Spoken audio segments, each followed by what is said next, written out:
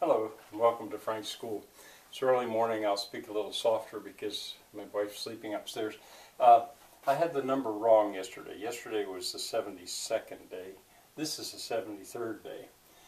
And I'm still analyzing the movie Willow. I don't have that much to say today. Something to correct. Baghdad was spelled wrong yesterday. That's such an unusual spelling in English. I get it wrong pretty often.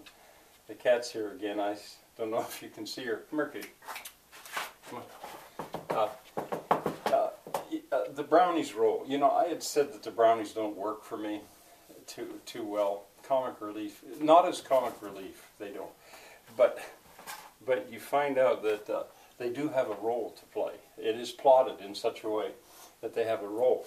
And in fact, you could almost say that it's a subplot of the idea that the meek inherit the earth, or the humble guardian, the most humble, becomes so important. That's, of course, the way Willow himself is. That's the way Frodo, Frodo, or Bilbo to some extent, but Frodo Baggins was.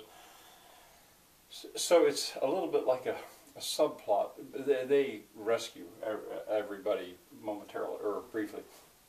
I find myself thinking of King Lear, oddly enough, because in King Lear, Shakespeare's play, that is about sibling rivalry.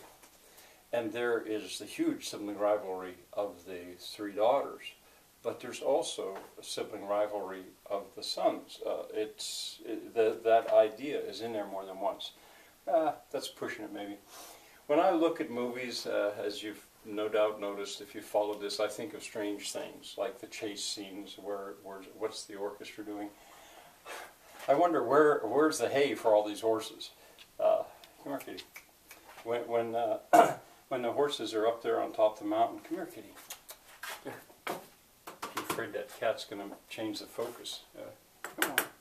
Oh well, I'll take a chance.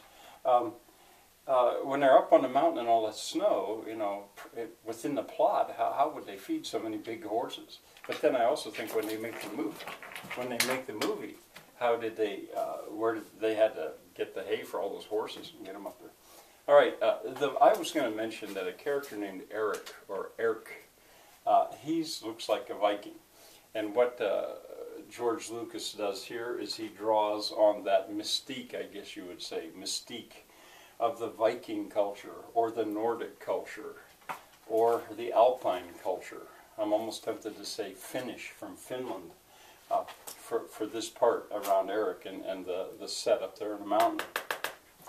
There's irony is set up in a way, because at one point Madmartigan says, "I hate that woman," after she's kicked him or whatever.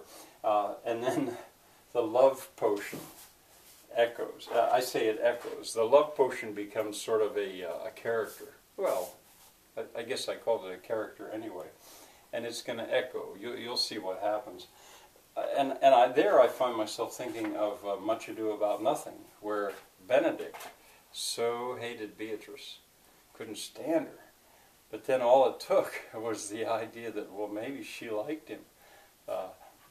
When they trick him in the garden. If you've followed this course, you know what I'm talking about here. All right, the chase the pulse is going to pick up once again. That's sort of go off and on. I'm still looking for a problem in the movie, because I still think it's less than perfect. And maybe it's because it becomes too much like a list with the chase, and then it's quiet, and then battle, and quiet. It's going to happen again, but I'm sure you'll enjoy it. And if you use this in a classroom, the kids are probably going to love this sled ride down the mountain and more. I would ask you to stop when Madmartigan rides off, having captured Sorsha, and it's quiet. It's kind of at the end of that battle in the Nordic village. See you next time.